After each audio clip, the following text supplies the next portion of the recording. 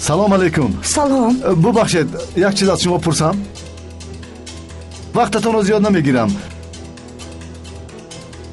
امک میتوانم شناسنامه‌تان را یک بار ببینم؟ یگان مشکل است پسرم. نه شما تشویش نکشید. ما تنها انکت پر کرده ایستاده ایم. من سراسیمه ام لطفاً.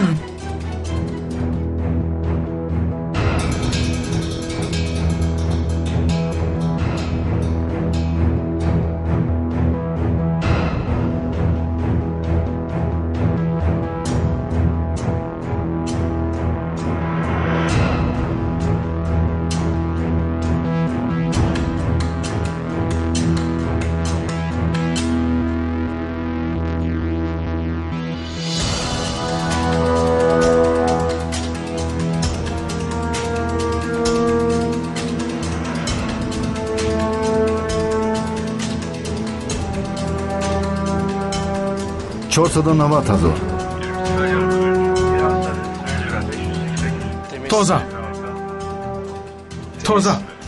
تازه اعلام وضعیت چطور است؟ یگان نفر شبه‌آور رو نمیبینم.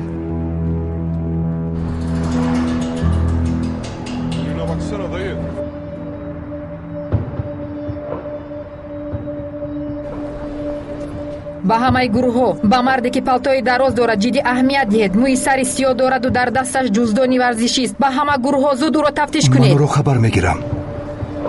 من از پسش هستم. افه صدی راهی آن مرد شو.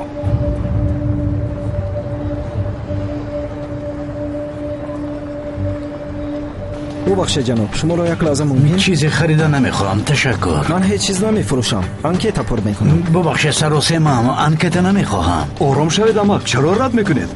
برادران شما گپ رو نمیفهمید. ما میفهمیم، شما نمیفهمید. چی گپ شد؟ یک لحظه با ما بیایید. ایستا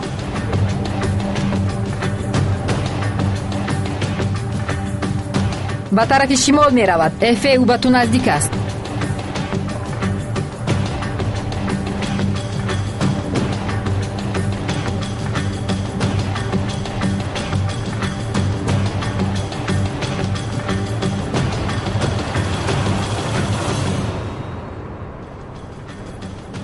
با دقت باشید بچه ها. اعلام آماده شو. بازو را گم نکنی. فهمیدم.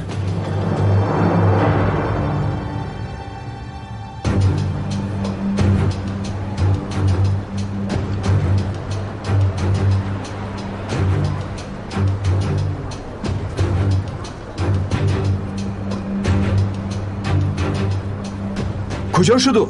وی را ندیدی؟ کجاست تو؟ ایلیم او را میبینی؟ متاسفانه او را گم کردم.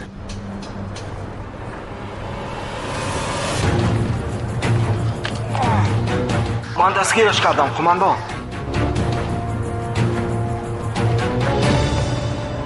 برخیز. حجت های را برار. شما از من چی میخواهید؟ چرا ما رو تعقیب میکنید؟ تو چرا میگریزی؟ قماندان معلومات های حجت هایش را بفرستم. 10-12-04-22. تو چی کاره هستی؟ من در یک کارخانه محاسب هستم. از سبب آنه که دایم همراه پول است با خود سلاح دارم. اجازت نامه دارم. در جزدانم است. کو جزدانت را با من ده. اگر گفته هایت راست باشد تو را رها میکنیم. راست میگویم، دروغ نمیگویم. دروغ که نگویی پس چرا از ما گریختی؟ ما اینقدر از پس دویدیم. درست میگوید قماندان، او تازه است. فهمیدم. او تازه است، رها کنید. شما که ناگهان از پیشم برآمده دزدها گمان کردم. در جزدان معاش کارمندانم است. گیرید. این طور باشد در جایهای سرادم بسیار نگردید. دیگر چنین ابلهی نکن. تشکر زیاد.